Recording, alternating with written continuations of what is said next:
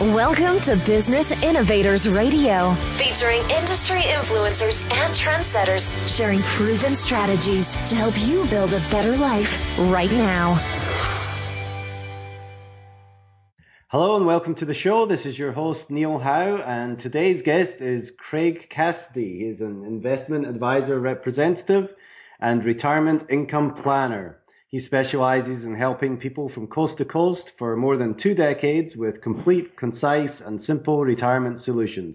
Instead of calling himself a financial advisor, he best describes himself as a lifestyle planner. His motto is helping you retire the right way. Welcome to the show, Craig. Well, thank you. Thank you for having me, Neil. Great. Well, let's get right into it. I know you've got lots to share with us, but tell me a little bit about you first and what kind of people that you help. Who's your perfect client? Sure. Well, again, thanks for having me. And as far as my prospective client would be somebody who's 50 and over, and they're either retired or within 10 years of retirement. You know, kind of the way I feel is as we approach retirement, our financial issues kind of change as life changes. And eventually we move from what we call an accumulation stage of life to a preservation and distribution phase. So my perfect client is somebody who is moving into that preservation and distribution phase of life. And my job, I look at, is to design plans to help make sure that their assets are going to help them to achieve all their goals when they get to that stage of life. And you're based out of California, is that right? I am.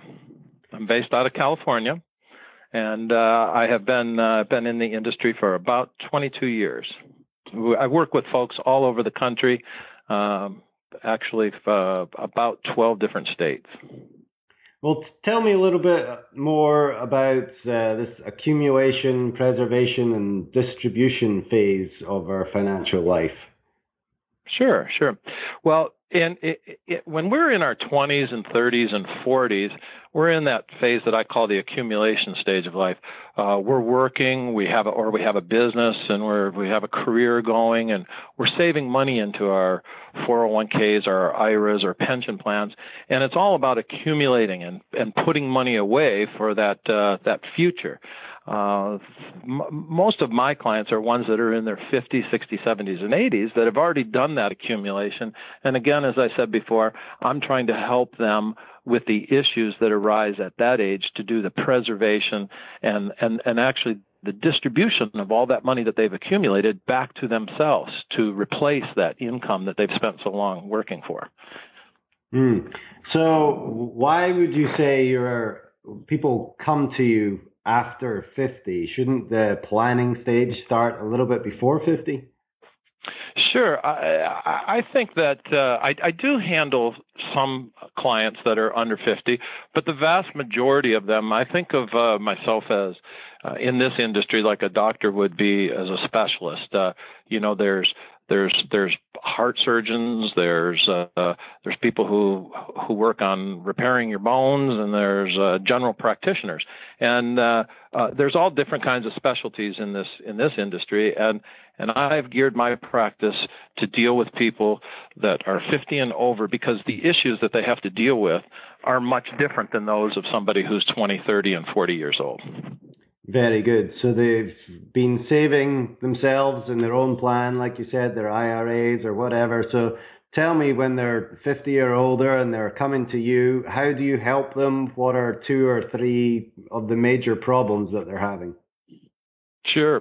Well, one that I hear from most of the clients is, can I afford to retire now?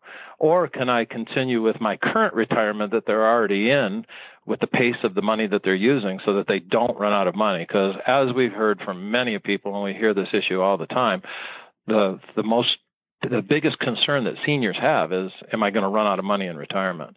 So that's one of the things that we run across. One of the other problems that we help to deal with is, how do I choose the right person who's going to help me with these retirement issues? You know, there's so many things out there to deal with that you don't have to deal with when you're younger, like Social Security and Medicare and long-term care planning. income planning for that money that we did put away, and so many people in retirement, the travel and the leisure things that they want to do, estate planning and tax planning. So these are issues that are really important as we get to be 50 and over, or closer to retirement or in retirement. And so these become some problems that people have. They don't know exactly how to deal with them. Also, we show them how is it possible really to lower their taxes or to create lifetimes of income streams so they never have to worry about running out of guaranteed income. So those are some of the problems that some of the people come to me with. And you said that you're a specialist in dealing with people over 50, but does it take a specialist for each one of these problems that they might be having, or do you cover all the bases? Well, when we get into the estate planning part, we have relationships with attorneys that if the client needs it to be directed there, we have relationships with accountants and CPAs if they need to be directed there. I kind of look at what it is that we do is we're kind of the quarterback on their team, on their football team, and then we'll direct them out to the wide receivers or to the running backs that need it. But the focal point starts at our office, and then the most important part is that we design and we put a plan together for them so that they have the opportunity then to implement it with any of the other possible professionals that they might need. So speaking of the design and the plan, if somebody's coming to your office, what kind of information do they need to know that's going to be most beneficial to you so that you can put that plan together? Well, generally what I do, Neil, is I have, when I set my first appointment, and by the way, like I talked about before, we have clients across the whole country, so sometimes our first appointment is actually a phone consultation. We'll speak on the phone, many times we'll do things through the internet to get started, and then obviously most of my clients meet me in the office here directly. But when they come in, I always ask them for the first time when they come in to just come themselves. Don't bring anything. And the reason why I found this years ago, this is the best way to do it, is people end up putting together suitcases full of all the things that they have in life that they think that they have to bring in for me to review. And I always tell them it's best for to come in, sit down, we'll spend 45 minutes, we'll talk, we'll find out if there's something that I might be able to help you with. By the time we get through that part of it, I'll then know what it is that you need to bring in for the next appointment. And I always like to tell all my clients and prospective clients that the process that we're going through is just that. It's not an event, it's a process. So we'll take the time, whatever it is, or however many meetings we need to get these situations handled, but I don't want them to have to feel like they're pressured to have to bring everything in on that first appointment. Just come in, we talk, and we find out if we have some kind of something that we can help with. Right, I like that. Being able to start stress-free and not with so many things in your head, being able to just get some issues out of you by sitting and talking, that would be very helpful. Now, Tell me a little bit more about how you actually solve their problems. Once you've designed a plan, what kind of things do you do? What do you specialize in? Maybe what's your magic ability when it comes to your financial advising? Well, I think that there's several things that we do, but my company is called Financial Vision Investment Service, and what we do is we try to bring clarity and vision to retirement. We encourage people to understand that our process is to make things simple and easy to understand. I don't think that, I think that's really the magic. The magic is to understand what the client, what it is that they need, and then be able to relay it back to them and provide simple and easy to understand answers, so that they can understand it just as easy as the advisor can understand it. And I think that's what my clients really appreciate that I do. I try to make these plans so that they're completely understandable and they're not in a lingo that the client can't figure out themselves. Yeah, there's so much to know, and you can't expect your client to know everything that there is. You know, that is your job to know everything. They just need to know what they need to know.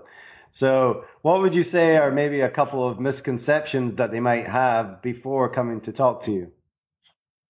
That's a great question. Well, I would have to say that there's two big misconceptions. The first one is probably that a lot of people think that this retirement planning is all about numbers, and although it's really important to have good software that can create the proper numbers that are needed and that are essential in this planning process, but I believe that the big misconception is that that numbers are the most important thing, because I believe that the most important thing is we have facts, and that's the numbers, and then we also have feelings. And I believe that feelings are much more important. I need to when I meet with a client, I ask many questions out of them, and my goal is to try to be able to think and feel like them from a financial perspective, so I can find out what's important. Because after all, Neil, it doesn't really matter what it is that you can create for somebody or help to show them to get if it's not what they want. So it's more important to know what they want and then figure out if they have the amount of money to be able to create that. And so I think feelings, I think that's a big misconception, that a lot of advisors don't put the client's thought process and their feelings about what it is they want to do in retirement. And I think also another big misconception, I think, in this industry, in this financial industry, is the term average rate of return. I think it's really a big misconception because I'll give you a little story on that.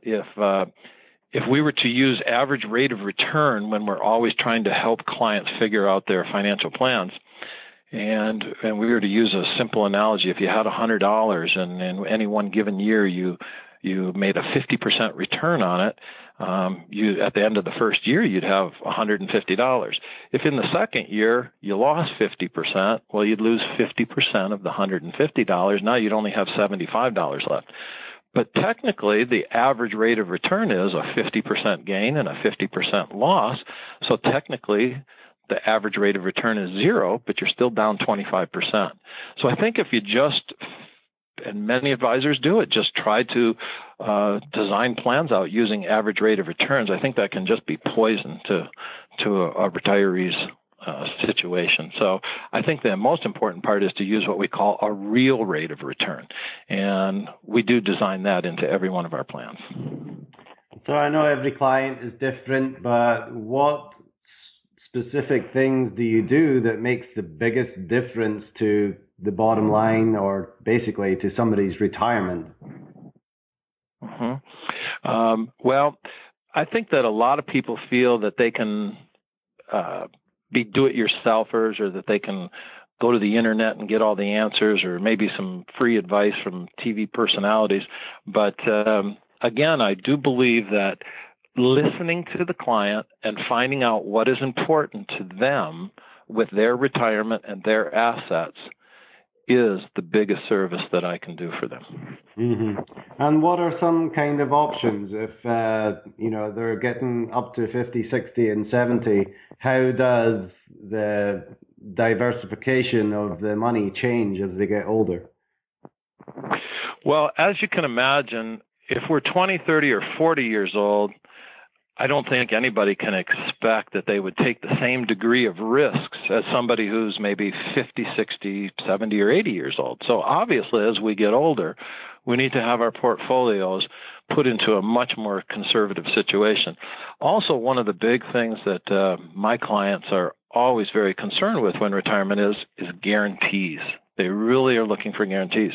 And it becomes a transition again. We're not going to work each day to create money, or maybe we're not in a business situation where we're creating money. Now we're trying to live off of our money. So creating income is so important. So income strategies, tax strategies, and preservation strategies are so much more important as we become 50 years and older. Right. They've saved up all the money over their lifetime, and especially after, 2008, 2009, when the market really crashed, they're more worried about preserving their money for their latter years than growing it at the fastest rate possible, I would imagine. Yeah, I heard once before somebody say, and I'm sure this is a pretty common statement that I've heard out there, says it's more about a return of their money than a return on their money.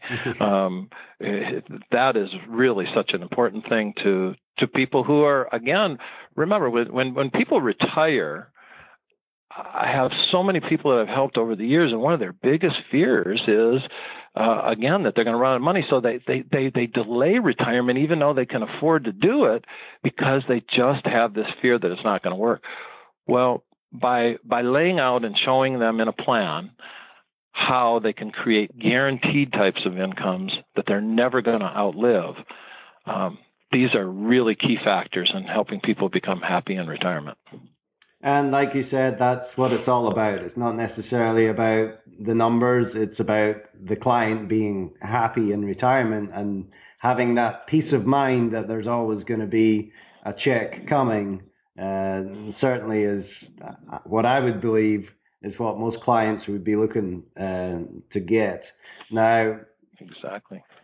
What makes you different than other financial planners that are out there? Obviously, there's a lot of people that are in your industry and, do similar things to what you do. So what makes you different than everybody else? Yeah. Well, again, I believe that in this industry, there's so many different specialists. And my specialty, again, is working with people 50 and older, retired or within 10 years of retirement.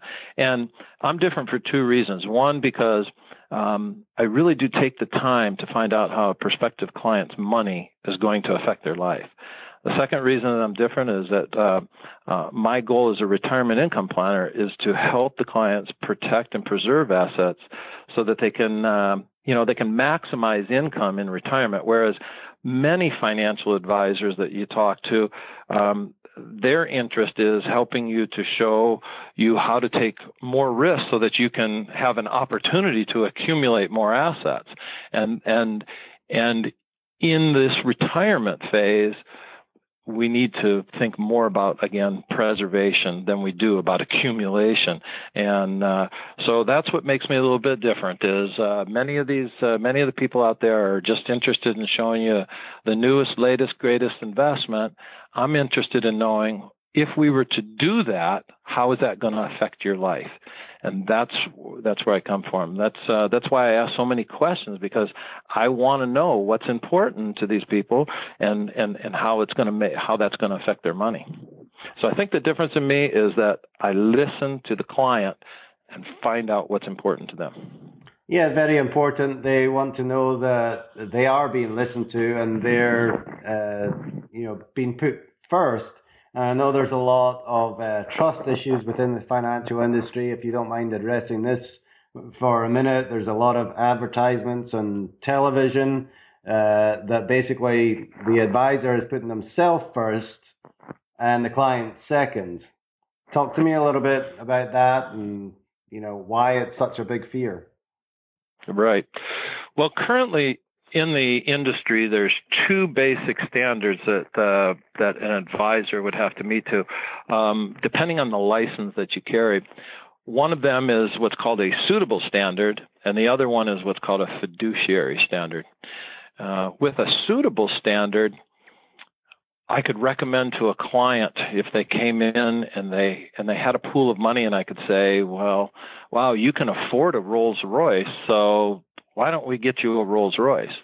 Now, if you look at their assets and they meet that suitably, they have enough money, you're allowed to give that recommendation running under a suitable standard. Under a fiduciary standard, and I operate my practice under a fiduciary standard, just because it's suitable for them, my license require I sit on their side of the table and I do what's in their best interest, not just what's suitable for them. So just because they can afford to do it doesn't mean that's what they have explained to me as they want or that is best for them. So I think that is a big factor in this industry also, is making sure somebody has to meet a fiduciary standard.